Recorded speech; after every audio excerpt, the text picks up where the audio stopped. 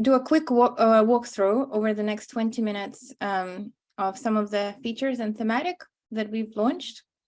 And I'll start with one that is not actually listed on the description, but it's a very quick one and one that lots of people were interested in seeing. So basically, we have this dashboard that other people in the company typically can access in Thematic.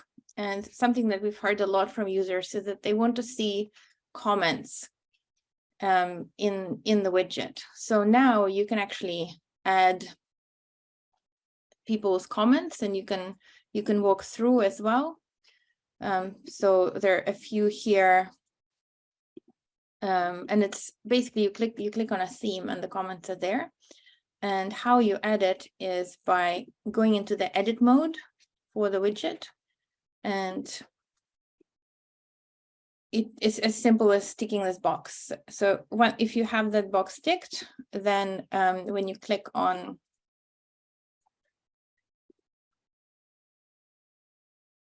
a theme, we show you the comments for that particular theme. Cool. The other feature that I wanted to show you were, let me see, okay, were more around the quick edit functionality, which is quite a big shift for Thematic. Because in the past, if you weren't happy with one of the themes attached to a comment, you had to kind of go into the themes editor, and within the themes editor, you had to kind of think of the theme that you didn't want to apply, and think of what were the map phrases that were added this theme. But now you can actually do it directly in here in the analysis view. So for example, this particular comment, it's an interesting one where technically the person is happy about great offers to attract new customers. However, this is somebody who gave an NPS of 7, and what they're really saying, there's no offers for long-term customers. So one of these themes should not even be here. So you can remove that particular theme, and now it kind of puts it into this queue of changes. And once you've done all of your changes and you're happy with them, you click apply and the data gets reanalyzed. If you're not happy with sentiment, for example, sometimes there might be inaccuracy in sentiment. You can change it here, put it as a negative, and it's an instant change. You don't need to apply and wait for it. And if you want to add a new theme, so for example, in this comment, Thematic discovered one of the themes repeats, but not the other, and actually there isn't a theme that is listed here. You can either, if it's a theme that already exists, you can add there. So for example, here we have TV guide and planner. You can just tag it with that, or you can create a new theme under TV guide and planner and call it something like listed times incorrect.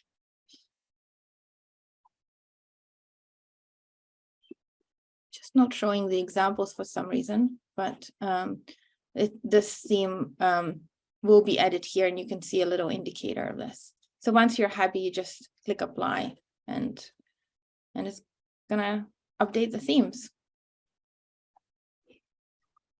And Nathan, I know Nathan has been using this while it was in test mode, but also successfully. It would be great to hear from you how you've been using it. Yeah, sure thing. Yeah, thanks for having me. Happy to talk a little bit about quick edit and my experience with it so far.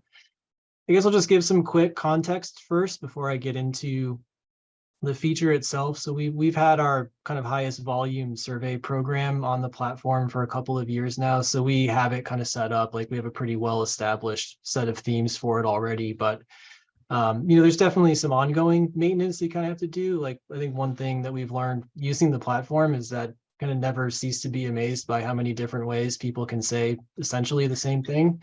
Yeah. So we've always had to do some just kind of ongoing maintenance to kind of keep up with the different ways people are talking about stuff. And we do occasionally, like sometimes Thematic finds some new themes, but they need to kind of be built up a little bit as we go too. So, you know, before a quick edit, the way we would manage this is we'd kind of keep a running list of, hey, here's the kind of newer, different ways we're seeing people talk about this theme, right? And just kind of keep it on the list. And then every couple of months, right, go into the themes editor and kind of punch them all in, right, and do one big kind of batch update, right? Which worked, it got the job done, right? It definitely, like that interface is pretty easy to use, but you know, the new quick edit feature just makes it so much easier, right? Like it's just quicker, easier, more convenient. Like we don't have to do the list, you know, like whenever we upload our newest set of data or comments, you know, once it's there and all the themes have been applied, right? Like we peruse through them anyways, right? And so now it's just while we're perusing, right? We don't have to like write down the notes to go update later. You just make the update like while you're right there, and it's so quick and easy. You can just do it like while you're looking at the comment, right? So I just really appreciate that it just makes that process so much more quicker and easier to kind of maintain the data. Thanks. It's great to hear. Well, I'll show you a couple of other new updates. So this is also in the area of improving the themes and doing it more efficiently. And one of the things that we've always had this discover theme feature shown here on the right. And the idea is that, as Nathan said, there are always kind of different things different ways people might be referring to, and there might be different, more specific themes that can pop up. So, for example, for this particular company, we have movies as like different programming areas that this company company has, like rugby, weather, and so on. And movies actually is quite interesting because there's another theme, repeating movies, and oops, I just merged it by mistake, where you could see it, decide, okay, this is going to be a separate base theme that I want to track. So now what you can do is try to find other things throughout the whole history of the survey that people said about movies. And you run this discovery, and what we've had this feature for a while, but we have been adding improvement areas to that. So it takes a few seconds, and then you see suggestions for different themes that are more specific than movies, so potentially appear in sentences whenever movies is mentioned. And so one of them is, for example, this independent movie channel, where this could be an interesting theme, or movie channels are all repeats. So these are like other ways of how people could say repeating movies, and you can merge it into repeating movies, but you add this one as a sub theme of movies. So you basically kind of building up your base theme with other sub themes. Maybe pay for movies, good movies. These are good, and you canceled movie. Box office, Disney movie, and so on. You can add these into this category, and now you have more specific themes. And I think, Teresa, you use this feature quite a bit, right? Yeah, so I particularly find this one really useful for comparing different business areas. So I'm Teresa Moore. I'm from Watercare Services in New Zealand, and so we have quite different business areas that do different work, but might have similar themes, obviously in terms of water or wastewater services. But when I come into here, I can actually apply a filter and drill down and discover themes based on a business area. And there I can add nuances around things like, for example, self-service. So self-service for our billing team is different to self-service for our connections journey team.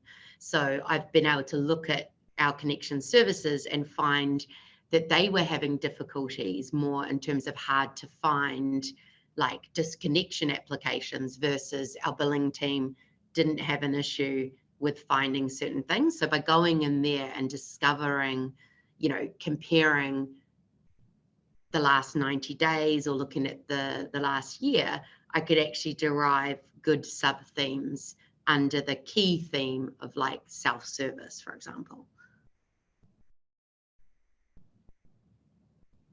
Great, thank you. I think it's also useful for discovering themes in particularly negative comments, if that's a focus, or in positive comments, you can filter by different segments. Yeah, I definitely do the detractors, like look at the detractors by themselves, and then I can derive from there, because it definitely filtering down helps to actually look at more of the comments. By being able to see the comments as well, or the different, you know, themes, you can then tweak it as well. Cool. Well, I have a couple of more features, and one of them is particularly useful not for surveys, but other types of data. So for example, in here, we have support conversations with this music bird company. And a common thing that we found is that in the conversation, the sentences kind of carry different weight. So there are some in a survey, everything is more condensed and people are just saying what's going wrong or what they like. Whereas in a conversation, like chatting with an agent, there might be adding some supplementary information, for example. So what we've done is we created an AI algorithm that tags every sentence with whether it is an issue that's being described, or it's a question or a request. Can you build this feature, for example, or can you do this? Issue, request, or question about something, and then or other, which is neither supplementary information. And so you can now, in the filters, it's available for all data sets. You can play around with it. You can, for example, go and say, I'm only interested in questions. I don't want to see all of the feedback here. So things you can see here under discount code. So 11% of those who contact mention discount code and have a question around it, such as how do I enter that code? How do I redeem a code? What does it do? And you can see kind of these are we've clashed them. We pulled out these sentences, these questions from the conversation, so you don't have to try to find it, and you can very quickly get an overview of what are people struggling with, and maybe redesign some user experience of how they get the notification about a discount. Here, when it comes to instrument, people also have questions about keyboard. A keyboard with 19 keys, does it work with your app? Different kind of people wondering if it's going to work. So this, again, it can go into some sort of a help page. And these are issues setting up. I have questions about setting up a keyword, and so on. This is a particularly good use case for when you have support tickets. So beyond your come through in your surveys as well, but particularly when you have chat come through, this is specifically designed for your product teams or triage or support teams. Cool. And finally, there are there are these workflows. So you get into the workflows by going into here, manage workflows, and you can create currently 2 types of workflows, and one is in the works that we started testing as a third one. So Noom is a weight loss app, and actually a friend of mine co-founded it. So I've been analyzing the feedback, and recently sent him some emails with some screenshots of things that I found in his app reviews. And there are 2 workflows that I created here. One is about accurate information, so basically tracks calories, and people are complaining in their reviews, avocado should be this amount of calories, not that amount of calories. And this feedback, for example, about accurate information can then be forwarded to people who actually can do something about it, the calorie tracking team, for example, rather than team responsible for fixing bugs or policies and so on. So this is routing of feedback. And the way I created it is by do this comment matching. And you select the data set, and then you have your accurate information as one of the themes. And then you say that you want an email sent to you, and you get an email whenever there is feedback that matches that particular theme. So it can be quite useful for other things like fraud or scam, any kind of compliance issues, for example, that you can forward to legal to potentially investigate and see if there's who were the people who had it. It doesn't have to be on apps; it could be on any other data set. And once when it found, you basically get this email that lists here a couple of comments that came through, and you can see here inaccurate calories in both comments were matched. Another workflow is around spikes in volume. So here you basically get alerted about when certain themes are on the rise. You have more details here of how often you want to be notified, whether it's weekly, daily, or monthly. Really depends on the volume of your survey. For this one, I've actually created 2, weekly and monthly, and then I monitor it, and I could see that nothing is ever coming through on weekly. So there isn't enough feedback. So you can decide when you wanna get it, which data set, and it will be any theme. So you're not specifying which theme you want to monitor here for spikes. You're just in general across all of my themes, which ones are spiking. And you can, if you have Slack, you can notify yourself by Slack or email. So I've had this running for a while, and this is an email that I received that notified me that no refund is normally at 4, but it's currently at 14.3, and cancellation have also more than doubled. And this was due to an issue due to a change in policy, and people weren't happy how it was communicated, so they definitely started complaining about this, and as a result there were these spikes. So the feature that's in the works is where you are not monitoring spikes or routing comments, but you're being alerted of new themes that are emerging in your data. So since the last time when you've kind of worked on your themes, are there new themes that emerged in the data? And you can then choose what to do with them. It could be that it's just a variation of how an existing theme is mentioned, but it could be something completely new that you weren't aware about. So we want to notify you so that you can decide where to slot it in within your themes. Any questions or comments? I actually really like that because we did have that exact thing that you were talking about around the scam, because we launched an e-bill campaign and there were customers who were actually querying about the integrity of the email. So when we saw that come through, we were able to adjust our actual campaign in real time. So it was by having that coming up, you know, otherwise I would have to be kind of looking for that, but it actually was able to tell me what was the theme coming through on e-bill, and I could see that people were kind of talking about a potential scam.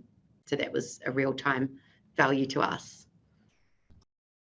That's great. Yeah, I hear this a lot, where people don't want to be reactive. They want to be proactive about things that are popping up. And as an insights team already has so many things to do, you don't have time to like go for issues that might be or might not be there.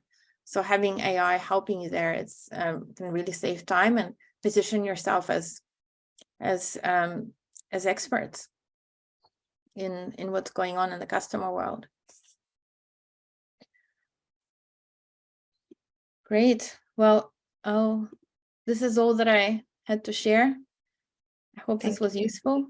Thank you, Alina, and thank you so Teresa Malloy from Watercare and Nathan Banham from SunLife. Thank you so much for sharing also today. It's really good to hear the particular examples from you.